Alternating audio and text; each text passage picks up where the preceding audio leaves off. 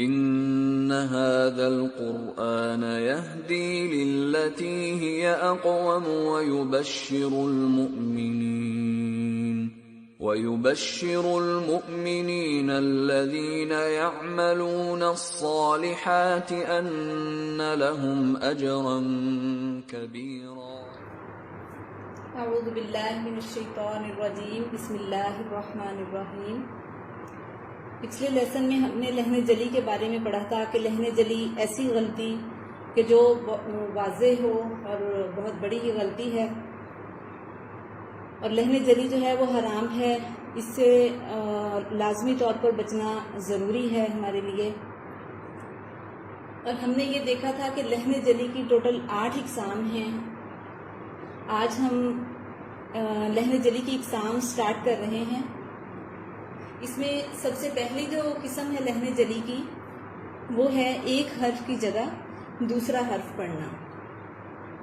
جیسا کہ ہم پہلے دیکھ چکے ہیں کہ ہر حرف کا اپنا ایک الگ مخرج ہے اور ہر حرف کی اپنی ایک صفت ہوتی ہے جس کے مطابق ہم قرآن پاک پڑھیں گے تو ہم غلطیوں سے بچ جائیں گے. ہمارا قرآن پاک جو ہے وہ عمدہ ہوگا، ہماری تلاوت خوبصورت ہوگی. تو لہن جلی کی پہلی قسم ہے ایک حرف کی جگہ دوسرا حرف پڑھنا. اس کی ہم کچھ مثالیں دیکھیں گے جس سے ہمارے سامنے واضح ہو جائے گا کہ واقعتاً جب ہم ایک حرف کی ادائیگی کرتے ہوئے اس کے مخرج کا یا اس کی صفت کا خیال نہیں رکھتے تو اس حرف کی جگہ دوسرا حرف پڑھا جاتا ہے، تو اس طرح سے اس لفظ کا جو ہے وہ میننگ بالکل چینج ہو جاتا ہے. جیسے سب سے پہلے ہم دیکھتے ہیں کہ سورہ فاتحہ میں ہم پڑھتے ہیں الحمدللہ. اب یہاں پر آپ واضح طور پر دیکھ رہے ہیں کہ یہ ہا جو ہے حلوے والی ہا ہے. اس ہا کو ہم زیادہ تر لوگ حلوے والی ہا بولتے ہیں کہ جس حرف سے حلوہ لکھا جاتا ہے، سٹارٹ ہوتا ہے، تو وہ ہا یہی والی ہے، جیم کی طرح جو لکھی جاتی ہے. الحمد کا مطلب ہے تمام تعریفیں، ساری تعریفیں یا ہر طرح کی تعریف اللہ ہی کے لیے ہے. اس ہا کو نرمی سے پڑھا جاتا ہے، لیکن اگر ہم اس ہا کو سختی سے پڑھتے ہیں تو وہ دوسری والی ہا بن جاتی ہے. اب آپ واضح طور پر دیکھ سکتے ہیں کہ یہاں پر دوسری ہا لکھی گئی ہے. اسے ہم 2 آنکھوں والی ہا بھی بولتے ہیں، ہاتھی والی ہا بھی بولی جاتی ہے، اور یہ اس طرح سے بھی لکھی جاتی ہے. اس ہا کو لکھنے کے مختلف طریقے ہیں، یہ اس طرح سے بھی لکھی جاتی ہے. جب ہمیں ہا کا مخرج معلوم نہیں ہوگا اور ہمیں اس کی صفت نہیں معلوم ہوگی کہ اس کو نرمی سے پڑھنا ہے یا سختی سے پڑھنا ہے، اور ہم اسے پڑھتے چلے جائیں گے تو اس ہا کو ہم سختی سے جب پڑھیں گے تو وہ یہ والی ہا بن جائے گی. اس ہا کا مخرج اور ہے، اس ہا کا مخرج اور ہے. اس ہا کو نرمی سے پڑھتے ہیں جبکہ اس ہا کو سختی سے پڑھتے ہیں. جب ہم الحمدللہ میں ہا کو نرمی سے پڑھنے کی بجائے وہ ہا سختی سے ادا ہو جائے گی، ہا کی طرح ہم پڑھیں گے، الحمد پڑھیں گے، تو اس کا مطلب بدل جائے گا. الحمد کا مطلب ہے، اس حلوے والی ہا کے ساتھ الحمد پڑھیں گے تو اس کا مطلب ہے تمام تعریفیں اللہ ہی کے لیے ہیں. لیکن جب ہم اس ہا کو سختی سے پڑھیں گے، الحمد پڑھیں گے، تو اس ہا کے ساتھ اس لفظ کا مطلب بدل جائے گا. اس کا مطلب بن جائے گا کہ خدا نخواستہ ساری کی ساری موتیں جو ہیں وہ اللہ تعالیٰ کے لیے ہیں، خدا نخواستہ. اسی طرح سے ایک اور لفظ دیکھتے ہیں، قلب.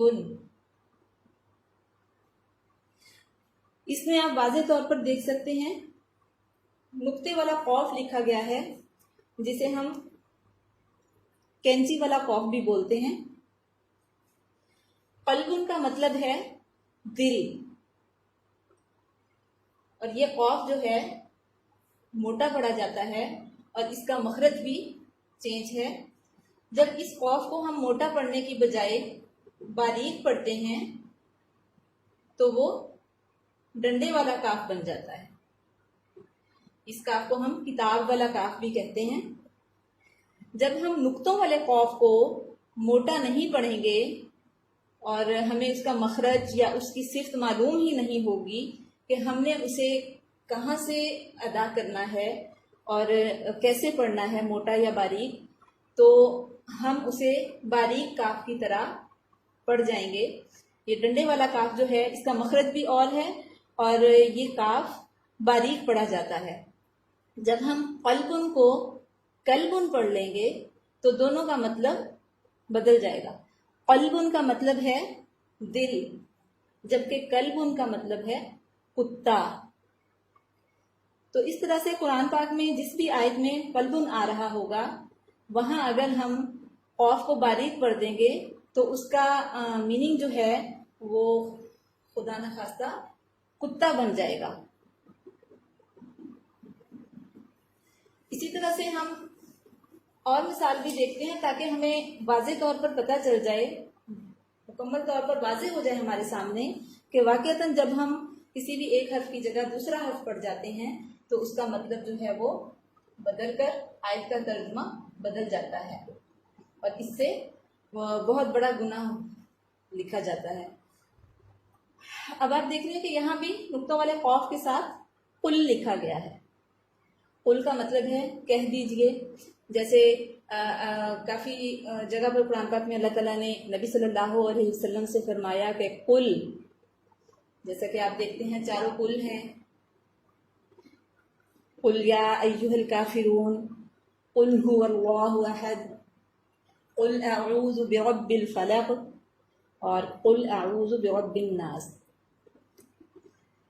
قل کا اصل مطلب ہے کہہ دیجئے، لیکن جب ہمیں مخرج اور اس کی صفت معلوم نہیں اور ہم اس کو باریک پڑھ جاتے ہیں تو اس کا مطلب چینج ہو جائے گا.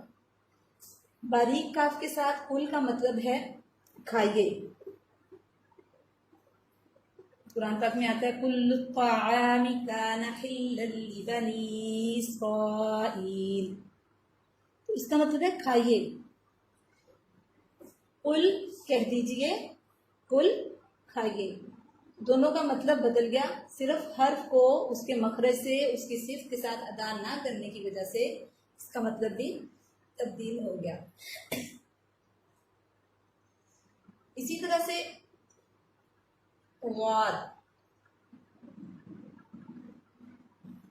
غاد کے ساتھ غلن کا مطلب ہے گمراہی.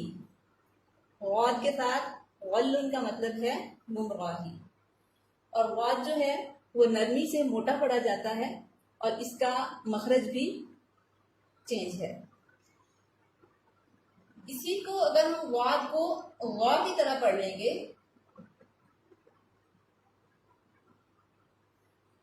غاد کی جگہ ہم وا پڑھ لیں گے تو اس کا مطلب بدل جائے گا. ان کی صفت دونوں کی ایک ہی ہے. غاد بھی نرمی سے موٹا پڑھا جائے گا، غا بھی نرمی سے موٹا پڑھا جائے گا، لیکن ان دونوں کے مخارج چینج ہیں. غاد کا مخرج اور ہے، غا کا مخرج اور ہے. تو دونوں کے ان کے مخرج سے ادا نہ کرنے کی وجہ سے مطلب بدل جائے گا.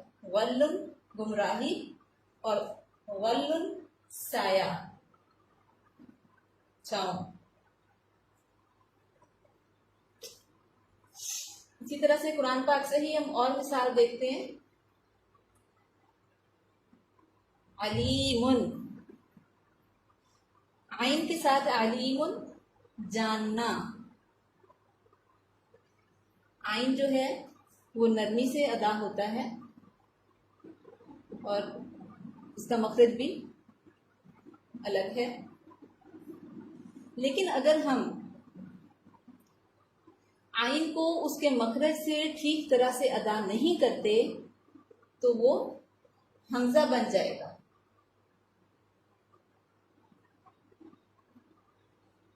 علیم، آئین کا مخرج اور ہے، حمزہ کا مخرج اور ہے. آئین نرمی سے پڑھا جاتا ہے جبکہ حمزہ سختی سے ادا کیا جاتا ہے. جب ہم آئین کو نرمی سے ادا نہیں کریں گے تو آٹومیٹکلی ہماری جو ساؤنڈ ہے وہ حمزہ والی بنے گی، حمزہ والی ساؤنڈ ادا ہوگی، اور حمزہ کے ساؤنڈ کی وجہ سے اس لفظ کا جو ہے وہ میننگ بھی بدل جائے گا. علیم حکیم، اللہ تعالیٰ جو ہے وہ جاننے والا، حکمت والا ہے. جبکہ عذاب علیم، دردناک عذاب. علیم جاننا، علیم دردناک. عین حمزہ، عین حمزہ، قاف کاف، غاد غا، عین حمزہ. تو یہ ان الفاظ میں آپ نے واضح طور پر دیکھا کہ جب بھی ہم کسی حرف کو اس کی مطلوبہ صفت کے ساتھ اس کے اپنے مخرج سے ادا نہیں کریں گے تو وہ لفظ، وہ حرف جو ہے وہ چینج ہو جائے گا، اور اس حرف کے چینج ہونے کی وجہ سے اس لفظ کا میننگ بھی بدل جائے گا. اور یہ بہت بڑی اور واضح غلطی ہے، اور اس سے پورا ترجمہ جو ہے وہ چینج ہو جاتا ہے اور ہمیں بہت بڑا گناہ ہوتا ہے. تو اس لیے ہمیں لحن جلی کی پہلی قسم سے بچنا چاہیے، لازمی طور پر بچنا چاہیے. لیکن سوال یہ پیدا ہوتا ہے کہ ہم اس سے کیسے بچ سکتے ہیں؟ لازمی سی بات ہے، اس کے لیے مخارج اور حروف کی صفات کا جاننا بہت ضروری ہے.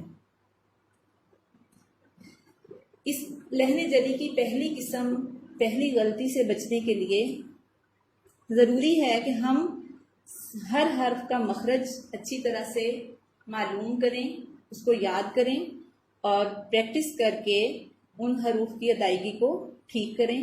اور صرف ان کے مخارج کو جاننا ضروری نہیں ہے بلکہ ہر حرف کی صفت جاننا بھی ضروری ہے، جو کہ جب مخارج ہم انشاءاللہ پڑھیں گے تو اس میں ہر حرف کی صفت بھی آپ کو ساتھ ساتھ بتائی جائے گی.